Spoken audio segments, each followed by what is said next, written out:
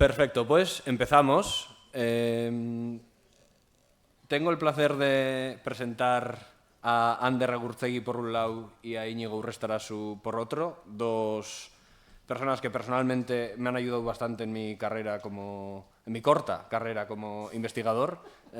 Será más larga, no os preocupéis. Es un placer, además, que haya aquí, que tengamos aquí una persona como Íñigo que también va acorde con la filosofía de esta conferencia de traer a gente joven y, bueno, gente en estadios iniciales, le podéis ver la cara, en estadios iniciales de su carrera académica. ¿Qué decir de ellos si no es desde mi punto de vista, porque soy el más importante? Me habéis ayudado mucho y creo que toda la labor que hacéis difundiendo, estando siempre dispuestos a ayudar en torno a cosas de estadística, se agradece muchísimo y a nivel personal pues os digo gracias. A nivel no tan personal, quiero decir que Ander Agurtegui es graduado de la que en su momento era filología alemana. Graduado, no, licenciado, que era su filología alemana, luego también vasca, y se doctoró en esta misma universidad y ha andado en diferentes sitios como Múnich y ha terminado parando en un centro hermano que es Iker en Bayona. E Íñigo, después de hacer traducción y filología vascas, estudios vascos, hizo el máster de lingüística teórica y experimental aquí en la UPV y está terminando la tesis, esperemos, terminando la tesis en cotutela con Bayona también, con su supervisor Ander y Joseba Lacarra, que también fue supervisor de Ander junto a Juliet Blevins. Y sin más dilación, estamos expectantes para saber qué nos contáis sobre prácticas buenas a la hora de hacer estudios cuantitativos en lingüística, así que la palabra es vuestra. Vale, eskerrik asko, Azler, en primer lugar, bueno, Azler y por extensión a todo el comité organizador de la JL, que sé de buena mano que se han pegado un curro importante para que podamos estar aquí y, por supuesto, muchas gracias por invitarnos y hacer esta presentación tan maravillosa. Efectivamente, hoy vamos a hablar de un poco de lingüística cuantitativa y reproducible y abierta, pero en primer lugar queremos hablar, porque justicia obliga, las cosas que están pasando en el mundo también nos afectan y ahora mismo hay una flotilla yendo hacia Gaza con ayuda humanitaria y bueno, pues no sabemos muy bien cómo va a acabar la cosa, pero hay un genocidio en marcha ahora mismo y creo que es nuestro deber hablar de ello y denunciarlo. Pasando a cosas más prosaicas, en primer lugar os vamos a presentar un poco lo que es nuestra consigna, que no es otra que esta cita de Lord Kelvin, que básicamente, en resumen, lo que dice es, bueno, tú puedes investigar un tema en concreto, que si no lo puedes poner en números, si no lo puedes estudiar en números, el conocimiento al que llegas es siempre parcial, ¿sí? Y superficial.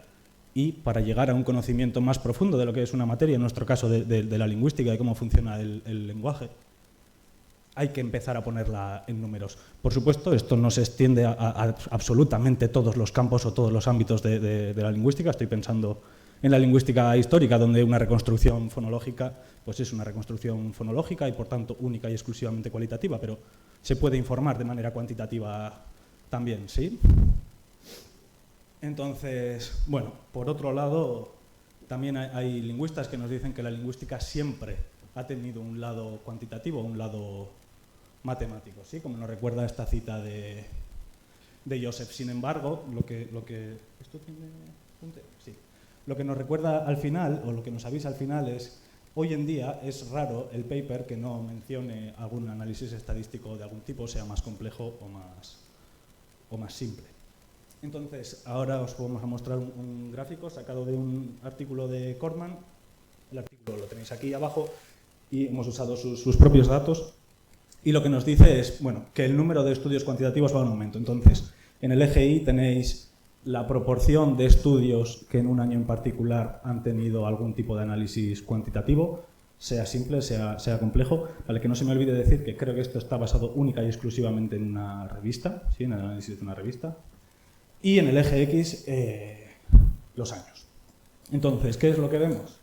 Un incremento con los años. ¿Sí? Empieza en el 98, donde aproximadamente, no sé, el 25% de los estudios que se publicaban en esa revista tenían algún tipo de análisis cuantitativo, a hoy en día que puede andar rondando el 80%, aunque haya aquí una pequeña bajada. Sí, pero bueno, el estudio cuantitativo de la lingüística va en aumento con los años, esto es innegable. Tenemos otro ejemplo que lo ilustra a lo mejor de manera más clara, que es el ejemplo de la evolución en la fonética acústica, si se quiere, vasca, con datos de Krajewska, de un artículo que sacó el año pasado, sí, el año pasado. Sí, entonces la idea es la misma. EGI, la proporción de estudios que tenían algún tipo de análisis estadístico o cuantitativo, y en el eje X los años y en el Y la proporción de estudios cuantitativos. Y que nos encontramos una subida, os habéis fijado que el rango ha cambiado, aquí vamos desde 1930 hasta hoy en día y vemos cómo por lo menos la fonética ha aumentado de manera clara, rozando el 100%, ¿vale? Esto son estudios que tienen algún tipo de análisis cuantitativo, sea simple o complejo, da igual, algún tipo de análisis cuantitativo. Si se calcula una media, Krajewska lo mete en este grupo. Si hace análisis más complejos, también. Bueno, ¿qué pasa cuando añadimos o vemos solo los estudios que tienen análisis estadísticos complejos? Bueno, pues que cuesta empezar, pero según llegan los ordenadores modernos, se popularizan las herramientas para hacer análisis estadístico, 100%, ¿sí? En un lapso de 20 años, 100%. ¿Sí? Hoy en día no se puede hacer prácticamente fonética sin saber de estadística. Y entonces pensaréis, bueno, si esta es la realidad de la lingüística, si para hacer lingüística cuantitativa yo necesito saber estadística y saber de métodos cuantitativos, las universidades enseñarán, ¿verdad? Estadística y métodos cuantitativos en general. Spoiler, no. Sí, hemos comprobado, ¿vale? Voy a hablar de memoria, pero en la Universidad del País Vasco todos los grados de letras afines a lingüística de aquí, en Salamanca hispánicas y clásicas, en la Universidad de Barcelona hay un máster un grado de lingüística, lo mismo en Cádiz, y en Vigo también son filologías y en Alcalá también. No, nada, ni siquiera asignaturas de metodología en lingüística o cosas así, no existe. Sí, esto es un problemón, estaréis de acuerdo conmigo. Tenemos una excepción, ¿ok? La Universidad Complutense de Madrid, en su grado de lingüística y no sé qué aplicada, ofrece cursos varios de estadística, metodología en lingüística, etc. ¿Sí? Pero uno. Bueno, ¿y qué pasa si miramos a disciplinas afines, como pueden ser la psicología o... Sí, bueno, para empezar la psicología. ¿Qué pasa? ¿Alguien conoce a algún psicólogo? ¿Alguien aquí? Sí. Y estudian estadística y metodología y tienen estadística 1, estadística 2, estadística para psicología, introducción a la metodología cuantitativa, cualitativa, de todo. Sí, da igual dónde vayas a hacer psicología, te vas a comer metodología. Fundamental, eje vertebrador en las carreras de psicología. Vamos a sociología. Bueno, lo hemos tenido que ampliar un poco más porque no en todos los sitios había sociología como tal y lo hemos extendido un poco a, bueno, un poco... Haciendo así, cerrando un poco los ojos, ciencias políticas o trabajo social, que no dejan de ser campos relativamente cercanos. ¿Y qué pasa? Lo mismo. Todos ofrecen metodología 1, metodología 2, cuantitativa 1, cuantitativa 2, estadística para todo. ¿Sí? Entonces, ¿a qué se debe esta disparidad? Y lo que es más preocupante es que esta disparidad tiene consecuencias sobre nosotras. ¿Sí? Este es en realidad el problema. El primer problema que nos encontramos es que el aprendizaje de metodología, estadística, etcétera, queda relegado a las etapas formativas posteriores, es decir, a la tesis. ¿Sí? Hacer una tesis parece ser que no es un marrón suficiente, sino que encima tenemos que empezar a aprender de metodología aquí. ¿Sí? Además, claro, es tantísimo, sería potencialmente tantísimo lo que tendríamos que aprender, que se depende muchas veces de los análisis que hacen las superiores, puede ser la dirección de tesis, pero pueden ser los postdoc o lo que sea que estén en el entorno. Esto es un problema, porque simplemente repetimos como loros lo que nos enseñan, yo lo hago así y tú lo haces así y el siguiente lo hace así, y nadie aprende nunca jamás nada más que a repetir. Y sí, el primero que lo hizo aprendió lo que pudo hace 30 años. Eso se ha quedado desfasado y hay que actualizarse. No lo sabemos, ¿sí? No hay forma de llegar a eso. Vale. Además, tiene implicaciones en lo que podemos hacer con la literatura actual, porque tenemos una capacidad muy limitada de entender la literatura de un campo, sobre todo si se publica, si la mayoría tiene análisis estadísticos y mi conocimiento no me permite entender análisis estadísticos en la profundidad que requiere, o me creo así, con los ojos cerrados, lo que dice la literatura previa, pero esto es un problema científico muy grave, ¿sí? No podemos ir así por la vida. Además, igual que tenemos dificultad para entender, tenemos dificultad para contribuir, ¿sí? Una dificultad para contribuir al marco de conocimiento internacional. Efectivamente, si vamos a publicar todo en nuestra lengua, etcétera, a lo mejor no tanto, pero en realidad es un escollo más que hay que superar si queremos publicar en revistas internacionales y contribuir a la comunidad científica en general. Y esto, en general, lo que se traduce es una falta de competitividad, ya sea a nivel individual como a nivel global, ¿sí? Donde las lingüistas, en general formadas en el sistema o en las universidades que hemos visto anteriormente, tienen dificultad, podrían tener una dificultad ante gente que viene de otras disciplinas como la psicología, a hacer lingüística y controlan de metodología. Nos van a pasar por la derecha, ¿sí? sin ningún tipo de miramiento. Y esto se observa, o para Ander y para mí es muy claro en esta brecha que hay en la lingüística entre lingüística teórica y experimental. Aprovechando que estamos aquí en la Universidad del País Vasco hay un máster que se llama Máster en Lingüística Teórica y Experimental. Cualquiera de nuestros campos afines, como son la sociología o la psicología, plantear esto en estos términos es una locura, ¿sí? La lingüística debería ser lingüística y debería aprovechar todos los medios que tiene a su disposición. Si el conocimiento abstracto, que podemos llamar teoría, se puede enriquecer mediante experimentos, que se enriquezca y sí, convertimos esto en un ciclo de aprendizaje, ¿sí, no? Teoría y experimentación. Sí, una brecha que yo personalmente no alcanzo a entender. Entonces, ¿qué es la estadística? Bueno, pues es más fácil hablar de qué no es la estadística, ¿vale? Para empezar por lo menos. Y aunque muchas veces se plantee así, la estadística no es la verdad. Cualquier persona que vaya pensando que lo que dice un análisis estadístico es la verdad, ¿vale? Es una red flag clarísima, ¿sí?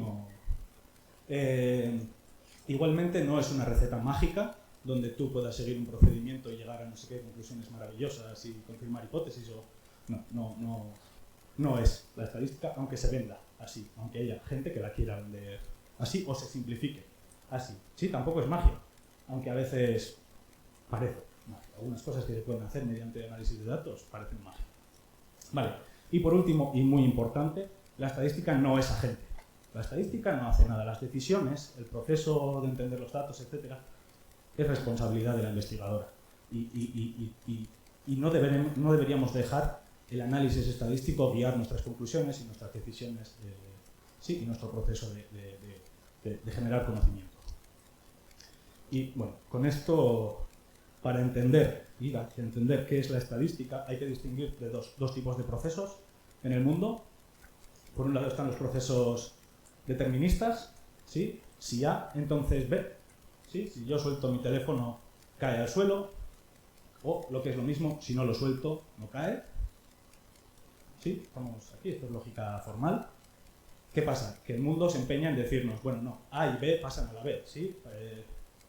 El mundo es mucho más complejo que eso.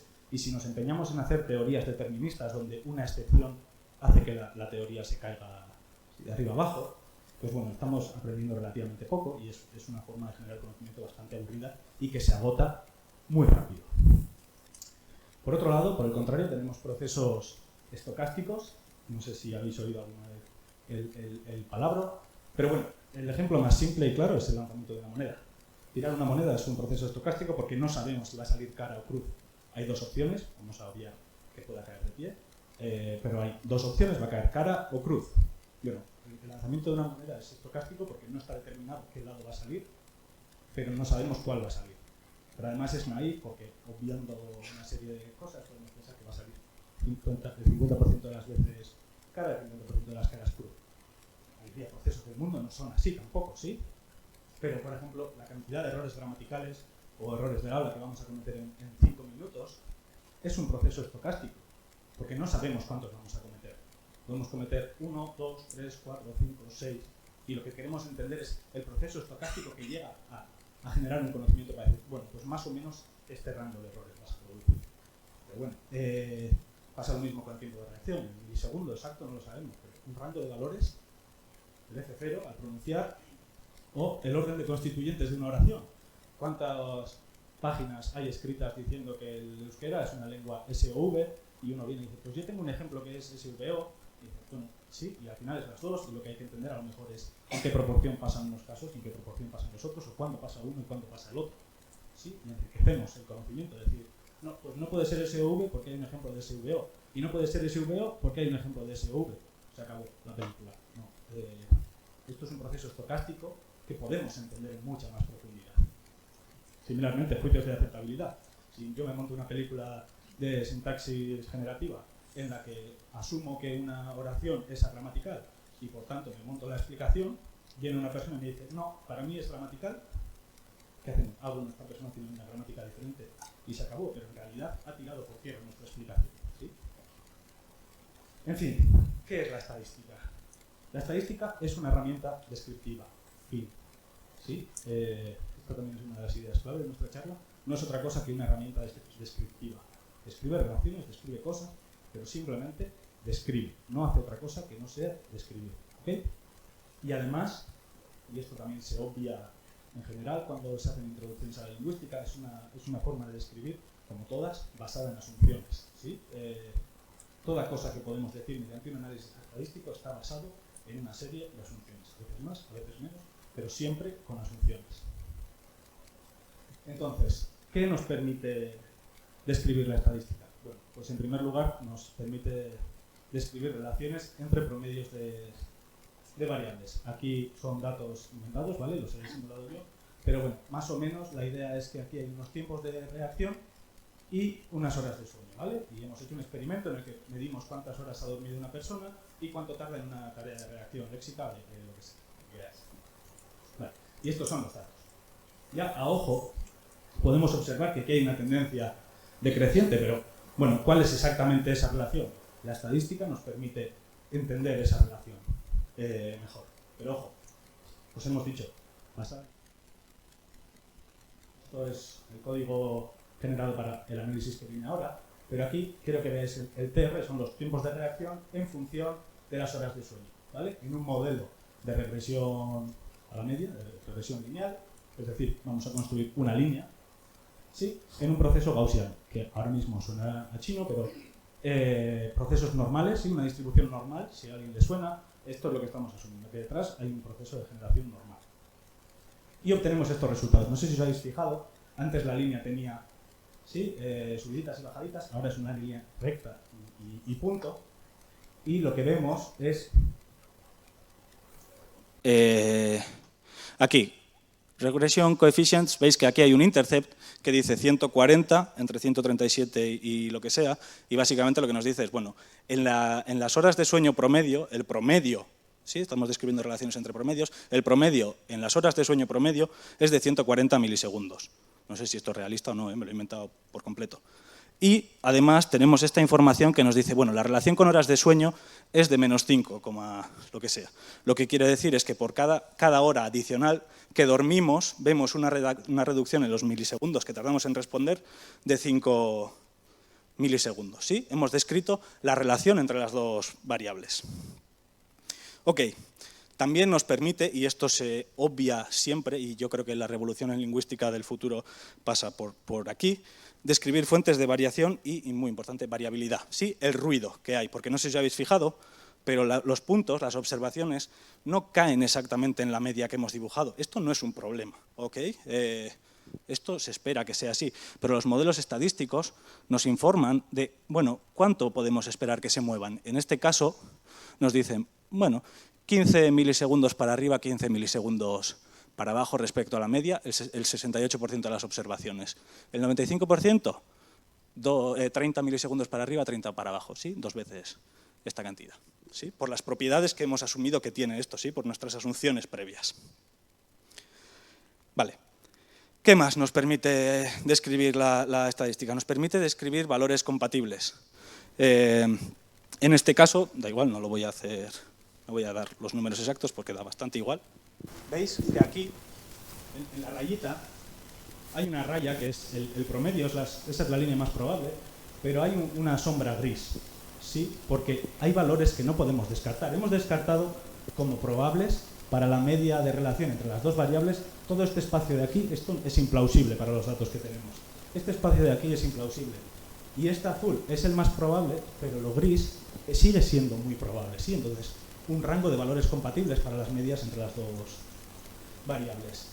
Esto se puede extender a cuando tenemos dos grupos, ¿sí? Entonces, ahora imaginaros que los datos de antes, que son los moraditos aquí, son hablantes de L1 en una tarea de decisión léxica en función de las horas de sueño, y los amarillitos son cuando lo están haciendo en una segunda lengua, ¿vale? Y podemos describir las relaciones de manera independiente, o relativamente independiente, ¿sí? Y hacemos un modelo para eso, y lo que nos encontramos es esto. Para los hablantes de L1, esto lo hemos visto antes, el promedio es 140 y va entre 137 y 144. Para los de L2, 200. ¿Sí? Vemos que hay una diferencia en el promedio. Sin embargo, vemos que el cambio con las horas de sueño es parecido. El sueño afecta parecido. Simplemente la diferencia se debe a que unos son de L1 y otros son de L2. ¿Sí? Esa es la diferencia que vemos. Y lo que vemos es precisamente, ¿sí?, que los L1, el rango va de 137 a 143, mientras que en los L2 va de 197 a 204. Los rangos no son compatibles.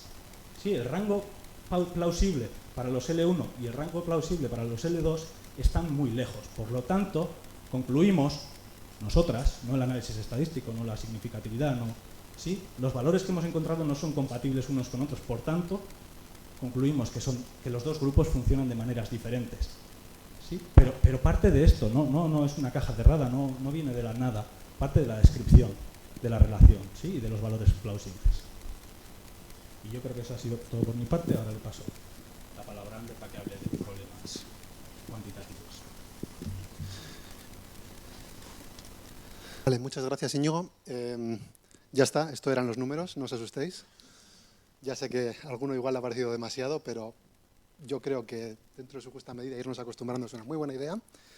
Y ahora vamos a hablar de los problemas que han ido apareciendo, han ido surgiendo, a cuenta de trabajar con números sin saber exactamente lo que se hacía, cómo se hacía, o porque se han buscado prácticas que no eran las ideales, no eran las que tocaban. Entonces, nos habréis oído a varios decir, a los más alarmistas igual, que acecha una crisis a la lingüística, pero no se nos ha ocurrido a nosotros. Es algo que venimos viendo cuando hemos mirado a las ciencias que están alrededor. Volviendo a la psicología, es bien conocida la crisis de la psicología y nosotros no es que lo hagamos mejor, es que tenemos más mierda debajo de la alfombra. Y en el día que levantemos la alfombra la veremos. Hasta entonces no está y no nos preocupa, pero existir existe. Entonces, ¿una crisis o varias? Es la siguiente pregunta, porque hay muchas cosas de las que no miramos, ¿vale? Hoy vamos a centrarnos en dos. O también ninguna, por la simple razón de que es realmente difícil, prácticamente imposible, asegurar que ha empezado una crisis en una ciencia, ¿vale? También puede ser que simplemente este sea el cauce natural de la ciencia y la estamos mejorando, ya está. No hay por qué llamarla crisis. Pero hay un problema y hay que enfrentarse a él. Entonces, los dos conceptos clave para hoy son la reproducción y la replicación, ¿vale? Algunos os sonarán, a otros no. Son palabras parecidas, pero tienen un matiz que las diferencia muy importante. Entonces, empezando por la reproducibilidad, una definición sería que la reproducibilidad es la obtención de resultados coherentes cuando se analizan los mismos datos utilizando las mismas técnicas, ¿vale? Esto la hace interna. Tú tienes unos datos, los analizas, luego se los pasas a alguien, los analiza, lo hacéis igual, sale el mismo resultado. Perfecto. Pero esto no suele ocurrir, por muchas razones que vamos a ir viendo. ¿Qué requiere la reproducibilidad para que ocurra realmente que los resultados son los mismos? Pues requiere transparencia. Y la transparencia implica compartir todo lo necesario para que el segundo investigador pueda reproducir el análisis del primer investigador de la misma manera precisa que lo hizo el primero. Y por todo, pues nos referimos a la metodología, nos referimos al código si se ha escrito, todo eso. Luego requiere apertura, ¿vale? Y por apertura nos referimos a compartir los datos analizados. ¿Cuántas veces habéis oído que alguien ha usado unos datos para un análisis y nadie más ha visto nunca jamás esos datos? Como confiamos en el buen hacer de la gente, creemos en esos datos. Pero teóricamente no debería ser necesario creer, porque esto no es una religión, es ciencia. Debe ser posible comprobar. Y por último, rigor científico, que contamos con él, pero no siempre está ahí. Claro, la lingüística a día de hoy no es reproducible, ¿vale? Por razones que todos sabemos. Uno, por lo que acabo de decir. ¿Cuántas veces habéis visto los datos de un paper que habéis leído a vuestro alcance de la mano por si queréis jugar con ellos y ver si os da el mismo análisis? ¿Cuántas veces habéis visto el código que se ha usado para generar una estadística que luego se ha llegado a unas conclusiones con ellos? Estos hay que hacerlos públicos para que realmente sea investigación reproducible. Y luego la replicación. La replicación sería prácticamente lo mismo, pero ya no estamos hablando de algo interno a un proceso investigador propio, sino sería otra investigación distinta que repite un experimento bajo las mismas condiciones de un primer experimento y obtiene resultados compatibles.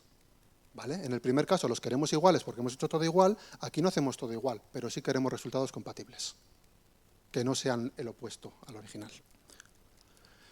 ¿Por qué? Porque esto nos muestra que un hallazgo es real y no es casualidad. ¿Vale? Si tú haces un experimento, te sale un resultado, yo hago uno muy parecido, espero un resultado muy parecido. No necesariamente el mismo, pero sí muy parecido. Porque si no, tu hallazgo es casualidad. Si mucha gente intenta replicarlo y no puede. Entonces, la replicación debería ser un componente clave en la ciencia. Está ahí, en la epistemología se puede leer la importancia de la replicación, como luego os vamos a enseñar, pero no siempre está ahí luego en realidad. A partir de aquí, ¿qué sería la replicabilidad? Pues la replicabilidad sería la obtención de resultados coherentes en múltiples estudios destinados a responder a una misma pregunta científica, pero cada uno de ellos tiene sus propios datos para responder a esa pregunta. ¿Vale? De nuevo, necesitamos resultados coherentes, compatibles los unos con los otros. No van a ser iguales, pero queremos que vayan en la misma dirección, porque estamos mirando lo mismo, queremos responder a una misma pregunta. Y para que veáis que esto no es una cosa nueva que se nos ha ocurrido ahora, aquí os traigo una cita de Popper, para que veáis que ya desde hace 50 años se hablaba de experimentos repetibles, de testear nuestras observaciones, que cualquiera pueda hacerlo, ¿vale? Y tomarnos esto como una parte importante de la investigación científica. Entonces, el método científico muchas veces cuando pensamos en él, nos quedamos en este primer círculo de aquí, ¿vale? ¿Dónde está lo de aquí? ¿Vale? Este primer círculo más grande, que va de la observación a formular preguntas científicas, de ellas formulas hipótesis, experimentas y llegas a una conclusión. Pero claro, este método mejora mucho si hay recursividad en el experimento. Si tú puedes experimentar una y otra vez, asegurarte de que no ha habido nada casual en tus conclusiones iniciales, ¿vale? Entonces entendemos que el método científico debe incluir este segundo círculo que marcamos ahí. Y con todo esto llegamos a la crisis de replicabilidad, ¿vale? ¿Qué es esta crisis? ¿Cómo la entendemos? ¿Cuál es una definición posible? Pues sería la dificultad o fracaso generalizado en la reproducción de resultados de estudios ya publicados en intentos de replicación de estos estudios a gran escala por mucha gente. ¿Vale? Una información que dábamos por hecha, que utilizamos constantemente, que enseñamos en nuestras clases en la universidad, intentan llegar al mismo resultado. Un montón de gente con experimentos que deberían responder a la misma pregunta y ninguno lo consigue. ¿Por qué se llama crisis a esto? Porque dudamos de nuestro conocimiento. Estamos llegando a un punto en el que no sabemos qué de lo que enseñamos es real. Simplemente porque no hemos hecho experimentos replicables, no hemos llegado a este tipo de situación en el que ciclamos el segundo círculo y no solo el primero. ¿Qué pasa? Que de esta crisis de replicabilidad y de reproducibilidad en general de cada uno de esos artículos problemáticos, podemos tener una perspectiva optimista y usar esta situación de crisis para generar una especie de revolución que llaman Mufano y Basir, por ejemplo, revolución de credibilidad. El problema que tenemos es que nuestra ciencia no es creíble. Vale, vamos a hacer ciencia creíble. Vamos a arreglar este problema por mucho. Vamos a hacerlo bien esta vez. ¿Vale? Esa es un poco la idea. Muy rápidamente, ¿de dónde viene todo esto de la crisis en psicología? Pues el primer artículo, ¿no? Mostrando este gran problema viene del 2005, que es de Ioannidis, y las razones que argumenta es que ha habido confianza excesiva en muestras muy pequeñas y poco potentes. ¿Nos suena de algo? Las grandes conclusiones que sacamos en lingüística después de mirar 3 hablantes. Pues igual estamos ahí también nosotros. El segundo, la preocupación por los valores P para denotar significación estadística. Parece que al escribir o al leer un paper vamos a ver qué es significativo y nos quedamos con eso y lo demás nos da igual. Pues eso es otro problema. La flexibilidad en el diseño y análisis de investigación. La flexibilidad en sí no es mala, por supuesto, pero la excesiva flexibilidad nos permite hacer lo que queramos, como queramos, cuando queramos, para responder a cualquier cosa con cualquier dato. Y eso es un problemón enorme. ¿Vale? Hay que tener mucho cuidado con darnos a nosotros mismos demasiada flexibilidad. Y luego, por supuesto, está la competencia entre investigadores, cuyo objetivo es obtener resultados positivos lo antes posible en los ámbitos de investigación más trendy del momento para publicar en las mejores revistas posibles, cuanto más, mejor. ¿Y dónde queda ahí el hacer las cosas bien? Pues en algún lugar del camino se pierde un poco. Entonces, ¿qué significa esto? Que hemos buscado la cantidad antes que la calidad. Publicar mucho y mucho impacto, y ya veremos cómo de larga es la fecha de caducidad de nuestros papers, que a lo mejor en 2 días no valen para nada. La estructura de incentivos académicos nos obliga a esto, ¿vale? Yo creo que todos habéis oído alguna vez eso de publish or perish, ¿no? Publicar o perecer. Si no sacas papers, no encuentras trabajo, no te ascienden, no coges el tenure, te echan. Necesitas papers, cuantos más, mejor, y cuanto mejor colocados, mejor. Luego, por supuesto, los sesgos cognitivos que afectan a todo, no solo a la ciencia. Todos estamos más predispuestos a aceptar un resultado que ya teníamos de antemano en la cabeza. Es humano, pero tenemos que luchar contra eso, tenemos que intentar evitarlo. El sesgo de publicación, que simplemente significa que es mucho más fácil publicar un resultado positivo que uno nulo. Yo he mirado una pregunta, he respondido, sí, esto es así, me lo han publicado. He mirado lo mismo, pero he respondido, mis datos son inconcluyentes, igual no es así, igual no me lo publican. Y eso es un problema, porque a lo mejor el segundo estudio es el que estaba bien y no el primero.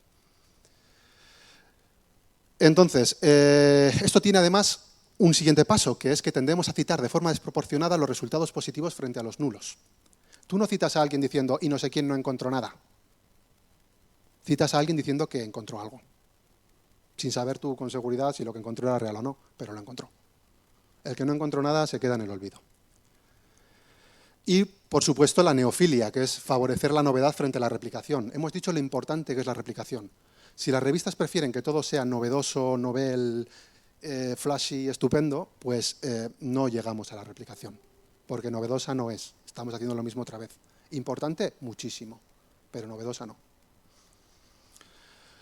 Y esto es especialmente claro en las ciencias sociales y también, por supuesto, en la lingüística. No nos gusta la replicación. Hay muy pocos artículos con replicaciones publicados. La proporción es muy baja.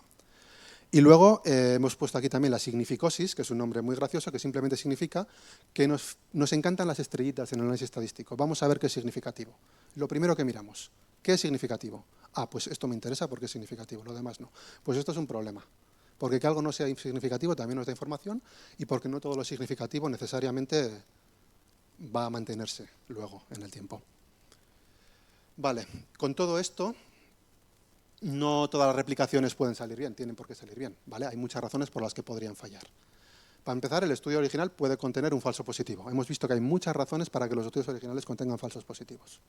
No tiene por qué ser culpa del que ha replicado. El falso positivo puede venir de antes. Pero también puede ser que la replicación contenga un falso negativo. Es perfectamente posible. Tenemos menos tendencia a esto, pero puede pasar. También podría deberse a errores metodológicos en cualquiera de los dos casos, tanto en el original como en la replicación, potencia estadística insuficiente, de nuevo en cualquiera de los dos casos, potenciales variables moderadoras que hagan efecto sea mayor o menor, que puedan aparecer en una, en otra no.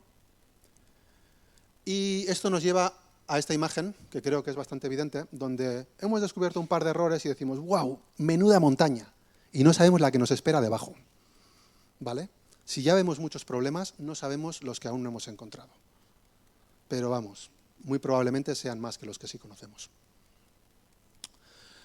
Rápidamente, mencionar un poco una lista de prácticas de investigación cuestionables, un poco para que veáis qué cosas que incluso a mí alguna me han recomendado hacer y realmente es mala praxis. Estas son importantes porque las investigadoras pueden llegar incluso a duplicar su tasa de falsos positivos utilizando una única práctica de investigación cuestionable. Una sola de estas y de repente tienes el doble de probabilidad de tener un significado, un significant result, un resultado significativo que no es real y que luego, por supuesto, esa investigación no se va a replicar.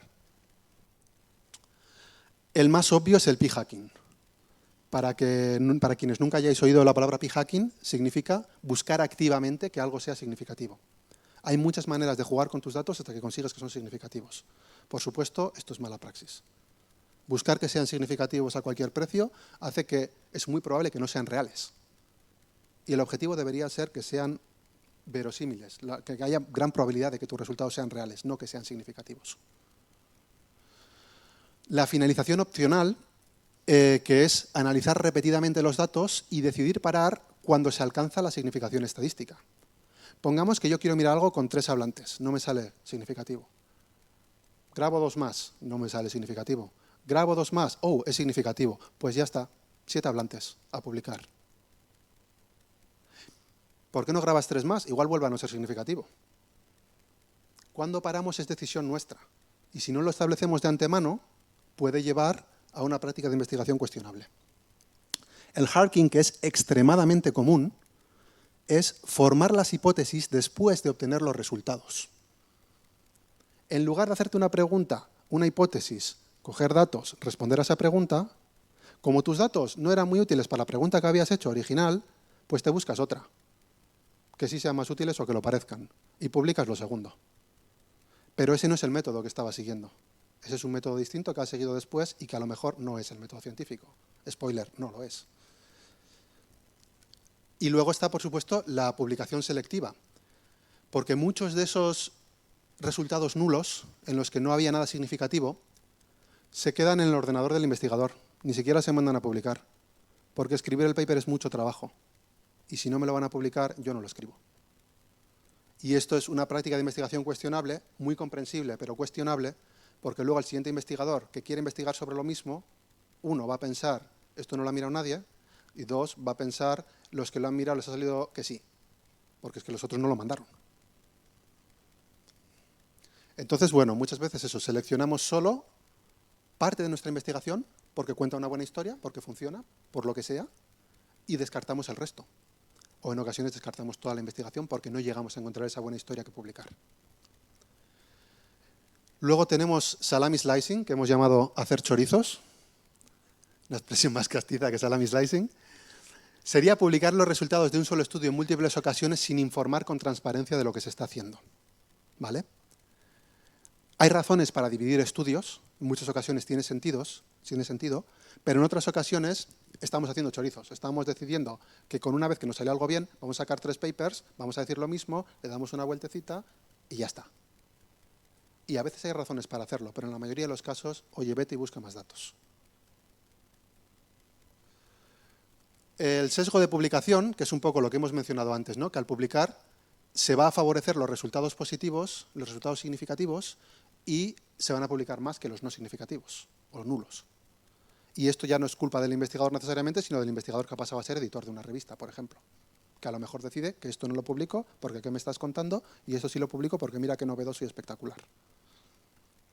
Es muy difícil, ¿eh? Es muy difícil, no digo que sea fácil.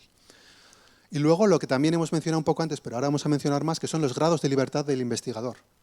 El proceso de investigación tiene muchísimas decisiones que tomamos y la mayoría de ellas van a repercutir en el resultado. Y muchas veces no somos conscientes ni de que las hemos tomado. Nos han parecido algo automático y natural, pero tienen una repercusión en el análisis y el resultado. Y por último, ni falta hace decirlo, pero a veces se comete fraude. A veces se falsifican resultados, se crean resultados de manera consciente y esto es una irregularidad académica grave que no deberíamos ni tener que mencionar, pero ocurre. Entonces, lo contrario que la ciencia abierta, ¿no? Sería un poco la ciencia cerrada, y vamos a hablar del jardín de senderos que se bifurcan, ¿vale? Que es una metáfora relacionada con esto que acabo de decir, de que el proceso de investigación incluye cientos de decisiones y que si no se explican con claridad, nadie sabe lo que quería hacer el investigador original, ni lo que hizo, ni todo lo que pasó en ese proceso. Entonces, el nombre del jardín de senderos que se bifurcan viene del paper de Gell-Mann y Loken, The Statistical Crisis in Science, ¿vale? Que como dice el subtítulo, Data Dependent Analysis, a Garden of Forking Paths explains why many statistically significant comparisons don't hold up. Que básicamente viene a decir que tenemos tantas decisiones que tomamos que luego cuando se intenta replicar un experimento no se encuentra el mismo resultado, no era un resultado real. Todas esas decisiones intermedias han llevado a un resultado que es más ficticio que real. Un ejemplo, una caricatura, un pequeño juego que he preparado para esto, es que una posible pregunta que nos podríamos hacer en nuestras investigaciones, ¿no? Como investigadores que estamos pues, aquí en la península, que es si modifican su acento las hablantes de euskera después de hablar en castellano con hablantes de gallego, ¿vale? Contacto de lenguas, second language, lo que queráis. Bueno, una pregunta que podemos plantearnos. Digamos que para comprobarlo hemos mirado la diferencia de F0 entre un grupo de vascas que habló con gallegas y la comparamos con un grupo de control, ¿vale? Distinto, de gente que habla español pero que no está en esta situación. Queremos saber si la diferencia entre los grupos es significativa. Esa era nuestra pregunta, pero nos sale que no. Y ya esta pregunta se nos ha ido un poco al garete. Pensamos otra pregunta. ¿Es la diferencia entre los hombres y las mujeres significativa? Entre grupos no era, pero si separamos hombres y mujeres igual encontramos algo. Mala suerte, no. Pues vamos a por otra pregunta. ¿Es la diferencia significativa cuando se mide en la próxima hora en comparación con la próxima semana? Como hemos cogido datos 2 veces, podemos incluso separar nuestros datos, porque más o menos nos acordamos de cómo grabamos, a ver qué sale. Nada. Ya no sabemos qué hacer, probamos una última pregunta súper específica después de mirar nuestros datos, que ¿es la diferencia significativa para mujeres de cualquier grupo de edad cuando se mide en la próxima hora? Y nos sale que sí. Y nos encanta. Porque podemos decir que las jóvenes vascas cambian su acento al poco de hablar con un gallego. Y esto te lo publica hasta el ABC. ¿Qué buscan las vascas hablando con los gallegos? Y este es el problema del jardín de los senderos que se bifurcan, que esta nunca fue nuestra pregunta. Nuestros datos no responden a esta pregunta. Y probablemente esta diferencia significativa sea casual y no vaya a repetirse en otra investigación. Entonces, soluciones a la crisis, muy sencillo, ciencia abierta. No va a solucionártelo todo, pero te va a solucionar muchísimo. La ciencia abierta refleja la idea de que todo tipo de conocimiento debe ser accesible de manera abierta, debe ser transparente, riguroso, reproducible, replicable, acumulativo e inclusivo.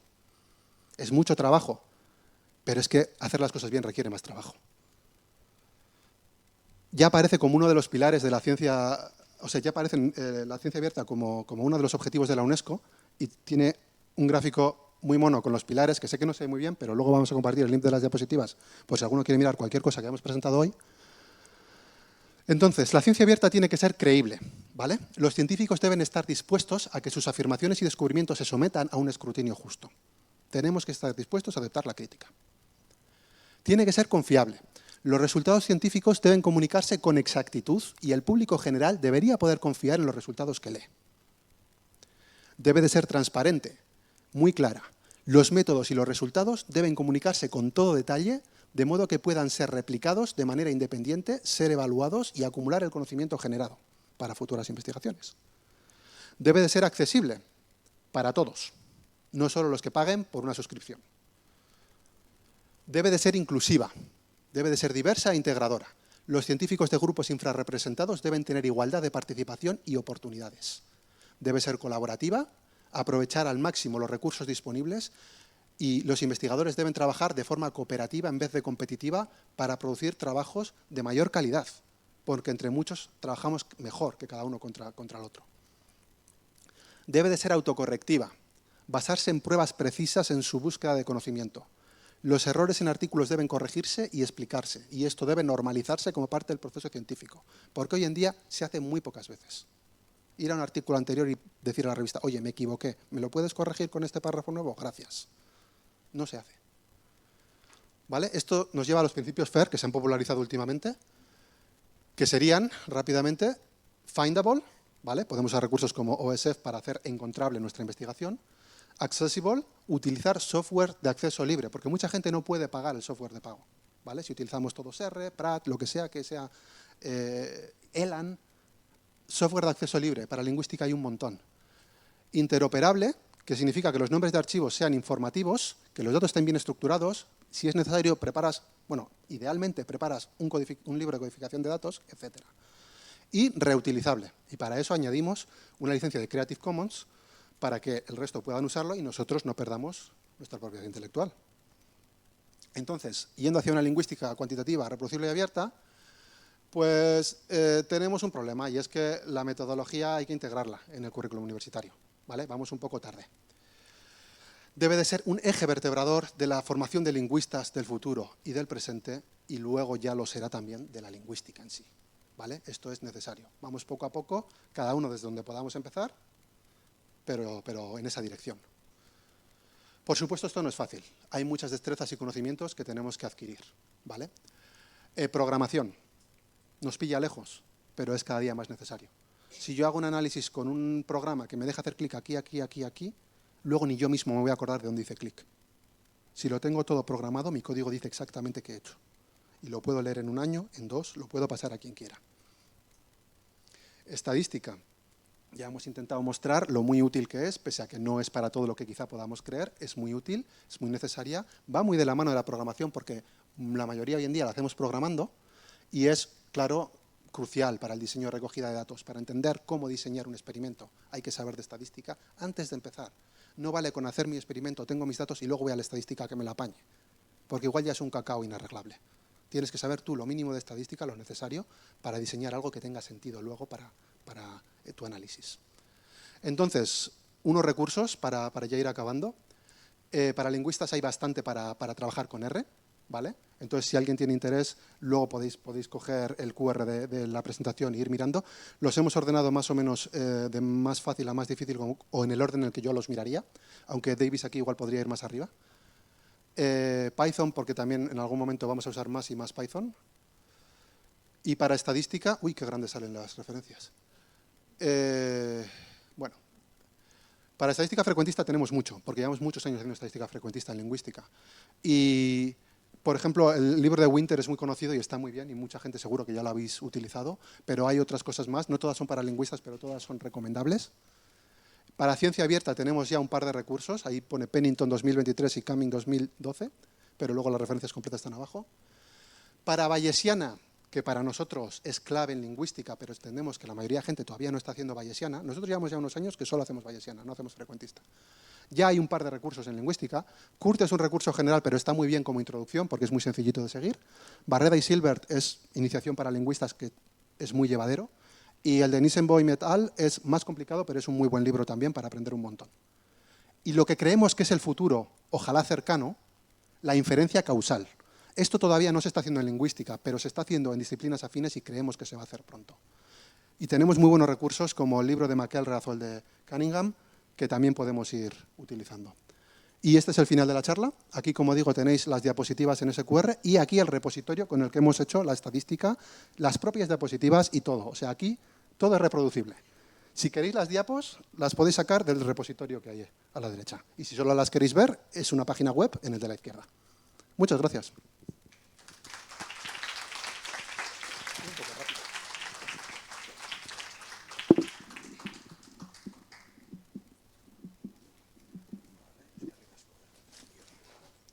Vale, pues procedemos a empezar con el turno de preguntas a la primera que veo es a Elena, por lo tanto...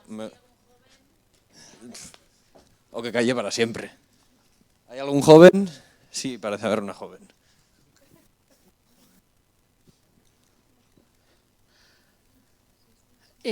Bueno, como siempre, muchas gracias. Es que luego lo hacéis genial.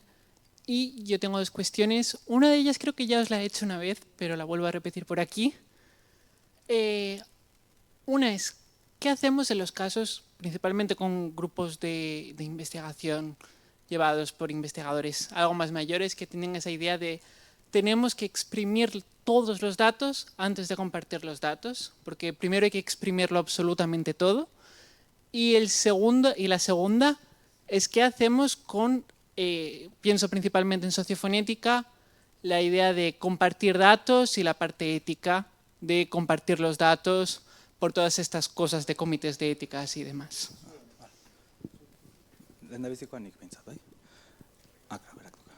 La primera es huir. O por lo menos ser muy consciente del entorno en el que estás y ser consciente de que eso no está bien. Y bueno, tampoco es plan de darse con una pared. Cada una elige aquí las batallas que tiene a su mano y las que está dispuesta a asumir y lo que puede hacer.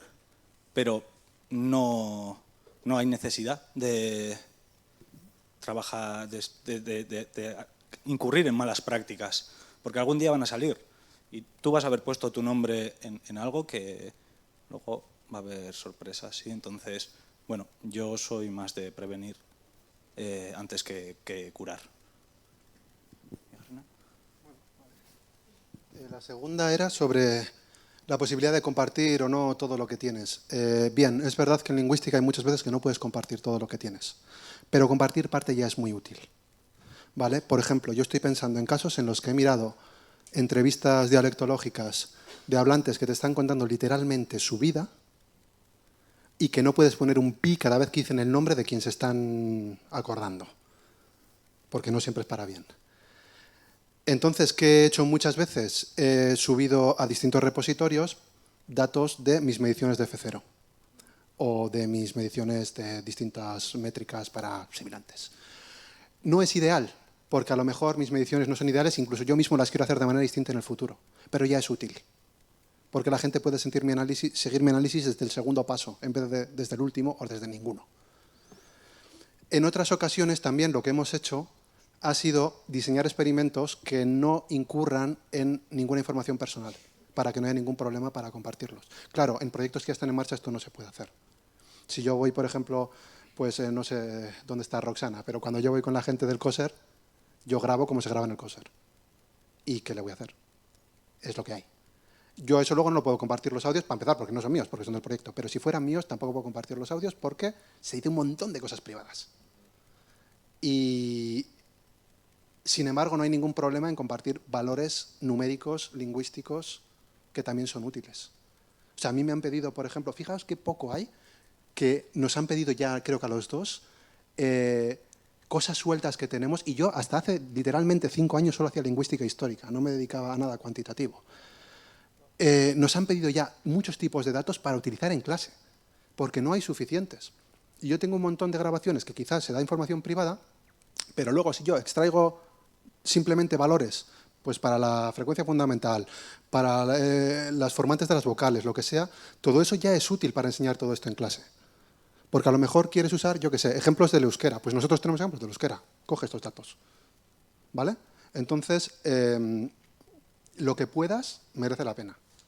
Y generalmente siempre tienes la opción, aunque más vale pronto que tarde, siempre tienes la opción de subirlo más adelante cuando tú puedas o veas que puedes. Vale, yo por añadir un pequeño matiz sobre esto que ha dicho Ander, esto está contemplado en los principios FAIR.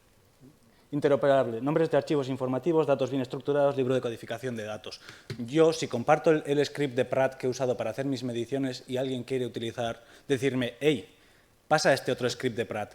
Mi estructura de archivos, mi estructura de carpetas está ahí, mi estructura con los test grids, con las anotaciones, está ahí. Tú puedes hacer un script de Pratt que me lo pasas, yo lo paso por mis audios, esos son los resultados, vamos a comparar. ¿Sí? No es necesariamente un problema. Lo que pasa es que requiere esto, crear datos y compartir los datos de manera interoperable.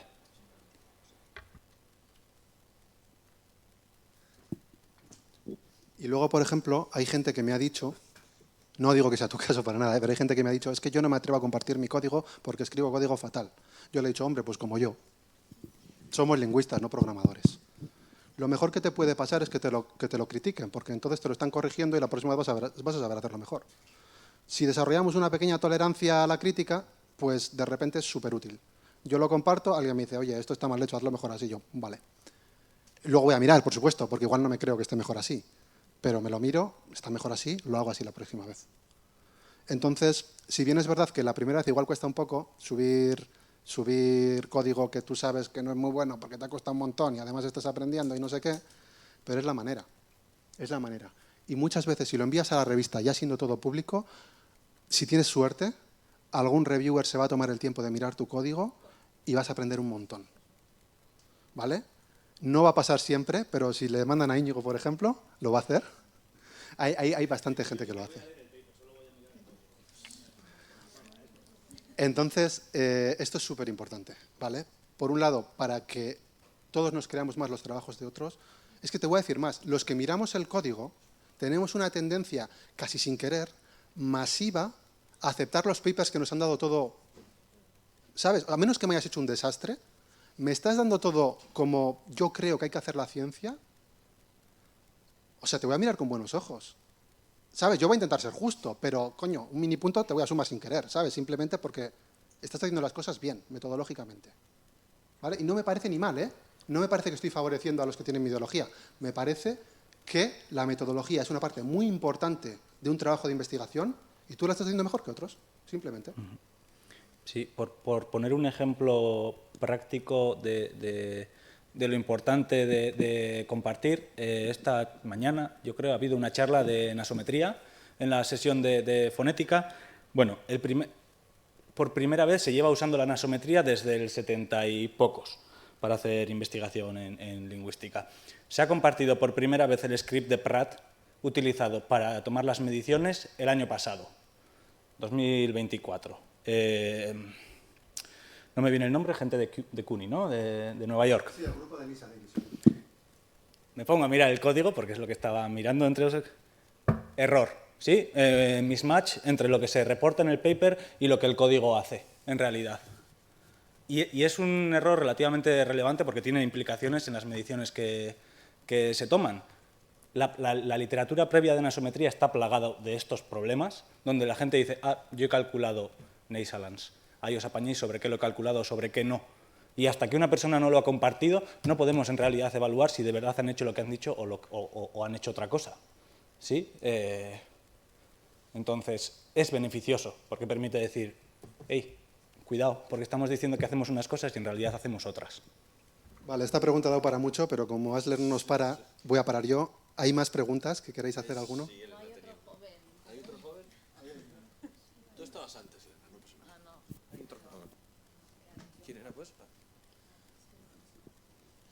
Kaixo, bueno, esta ponencia me ha recordado mucho a las clases y yo, más que pregunta, tengo 3 reflexiones sobre todo. La idea de producir y publicar por publicar, que lo habéis comentado, creo que esto es un síntoma de una enfermedad de la que también se va a tener que hablar bastante, es decir, ¿por qué se nos empuja a publicar datos significativos? Porque es lo que más vende y lo que todo el mundo quiere hacer, es decir, ¿cuál es el sistema o por qué todo el mundo tiene que hacer eso? Tiene un alcance bastante más global y bueno, o sea, no solo quedarse en el síntoma, sino hablar de la enfermedad. Otra reflexión es sobre la ciencia abierta, que estoy totalmente a favor, pero que efectivamente como...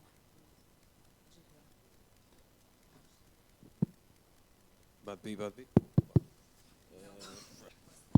Habla alto, sí, perfecto. ¡Epa! Parkour. Vale, y luego la idea de la ciencia abierta, estoy totalmente de acuerdo, lo del compartir el código, creo que también lo hablamos en clase, que es una idea bastante reciente y que es una pena porque estamos aquí para compartir conocimiento, entonces pues queda bastante camino por hacer. Y luego también la defensa de una metodología no solo cuantitativa, sino cualitativa. Quiero decir, los que estamos interesados en los estudios de lingüística discursiva o sociolingüística, también una defensa de ese tipo de metodología, y también el hecho de defender pues, una perspectiva multidisciplinar, porque trabajamos mucho con sociología, antropología, psicología, etcétera. Entonces, un poco esas tres reflexiones. Nada más. Eskerrik asko. Yo a la primera te diría que muy brevemente lo hemos mencionado y el problema probablemente se llama publish or perish, ¿vale? O sea, estamos obligados a publicar por el propio sistema de incentivos universitario de investigación. No lo vamos a cambiar de hoy para mañana. Es muy improbable. Y eso nos va a dificultar todo lo demás de lo que estamos hablando. Pero lo ponemos ahí, tampoco vamos a favorecerlo en la medida de nuestras posibilidades, cuando poco a poco quizá los que creemos en estas cosas estemos en posiciones de mayor responsabilidad, pues actuaremos en consecuencia, pero no va a ser un cambio de hoy para mañana, porque hay mucha gente a la que le interesa mantenerlo y que va a seguir en posiciones de responsabilidad y poder. Entonces, lo hemos mencionado, no hemos metido mucha más caña, pero está ahí, y sinceramente creo que es una labor de concienciación general la que tenemos que ir haciendo para que seáis la última generación que se lo tiene que comer. Ojalá. Eta besterik ez badago, Elena, zuk ez duzu gure. Ordua da. Pregunta, bai. Perfecto, vale. Pues muchas gracias, chicos, y muchas gracias a todos por venir. Nos vemos mañana.